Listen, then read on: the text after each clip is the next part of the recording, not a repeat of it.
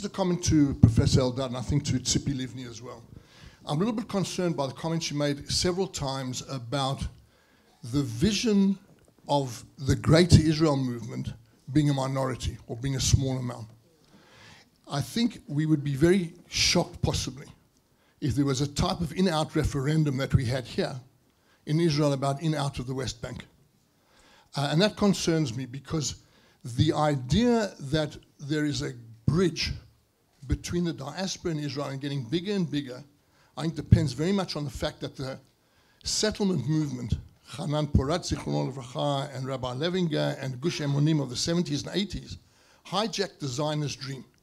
The dream that we had of a Jewish state that people went to not only as a refuge, but because of the values that you've spoken about, has been hijacked. Thank you. And suddenly Yehuda v'Shomron is not the West Bank, but it's Yehuda v'Shomron.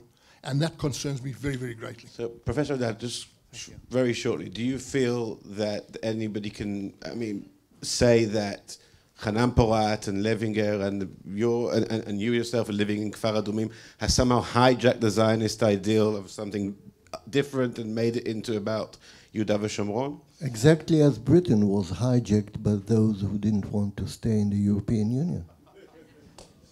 That's an interesting answer. Yes, Thank you. Thank you very much.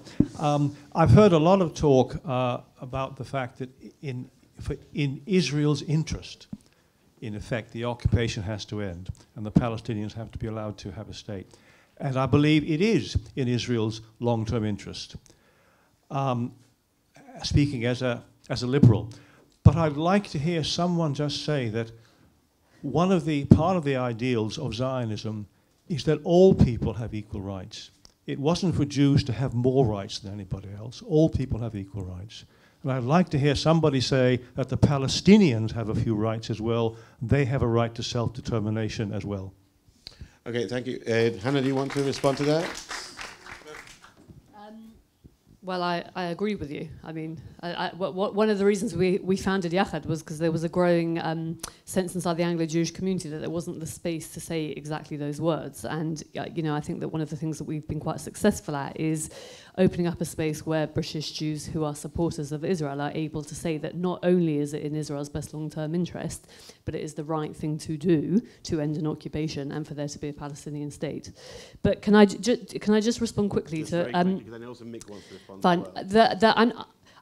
I'm not saying that diaspora Jews are going to switch off the light. I am one of the 48% of this country that is disaffected by the votes that happened last week here. I didn't get to switch off the light because I live in this country. The point I am making is that it's becoming increasingly fraught, increasingly difficult, and increasingly easier for diaspora Jews to switch off the light.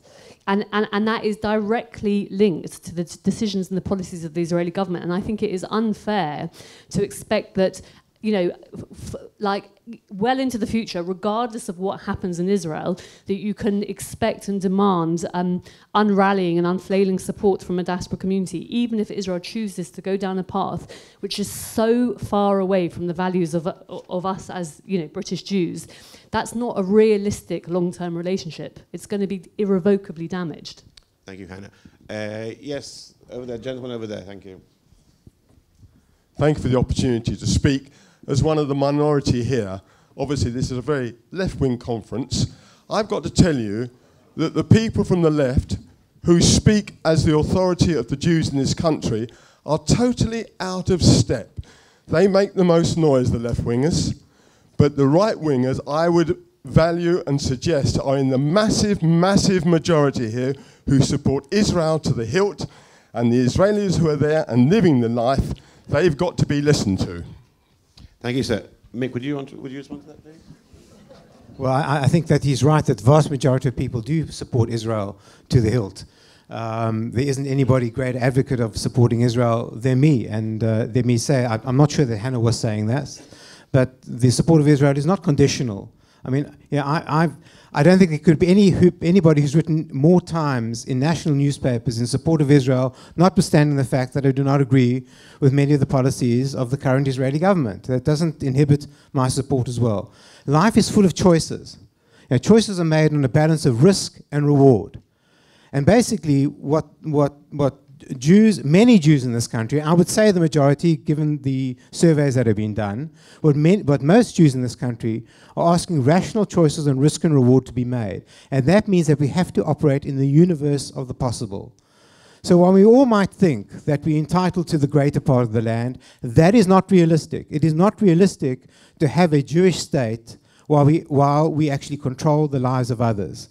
And so if somebody can give me an end game, if it's not the two-state solution, if somebody can give me an alternative end game which is rational and in the universe of the possible, I'll listen to it. But right now... I think that's the subject of the next forum here. So let's fine. Okay. talk about diaspora and Israel. All right. So let's stick with the diaspora. I think that the key important point here, it is not just young people in the diaspora who actually are struggling with this complexity.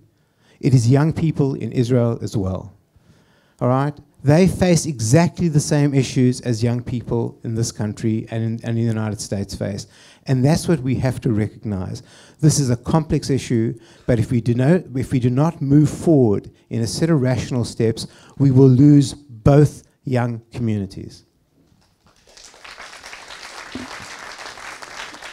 Thank you, Mick, and I think that we'll let Efrat have the last word.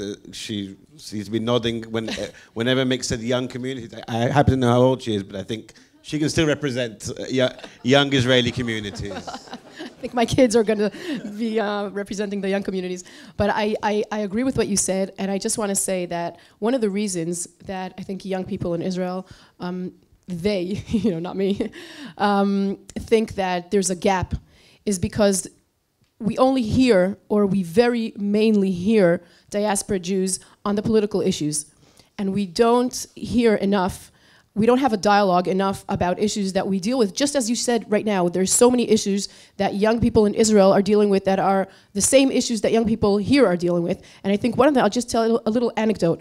When I was standing in line for the flight in Israel on Friday, I met a friend of mine who's a rabbi of one of the kibbutzim in Israel, which is considered to be a little more liberal, Orthodox liberal, the religious kibbutzim. And we were standing online talking, and he asked me where I'm going. I said, Haaretz, and my family, my friends, my parents, I told them I was going to Haaretz convention, like, everyone, nobody in my vast majority of my friends and family read Haaretz anymore, I have to say. And he said, you know what, you should ask them, are their grandchildren going to be Jewish? This is what you should ask them when you're saying that. You're sitting there. Ask them. Haaretz readers or British Jews? No, the convention. He said, you have to ask those Jewish, British people coming to this convention, the main question they have to deal with is, will their grandchildren be Jewish? And I turned to him and I said, you know what? You have to turn to your friends and family, maybe not the religious ones, but the vast majority of Israeli secular Jews, and we have the same question. Not will our grandchildren be Jewish, because they generally probably will be, but will they feel Jewish? And that's a great question, and it's equal in its importance to the question of will they be Jewish? And I think that's a major question that on both sides of the oceans, the many different oceans that separate Israel from diaspora Jews, it's the same question. Will your grandchildren be Jewish? Will our grandchildren feel Jewish? And that's an existential core question of Jewish identity all around, and that's what we have to deal with together.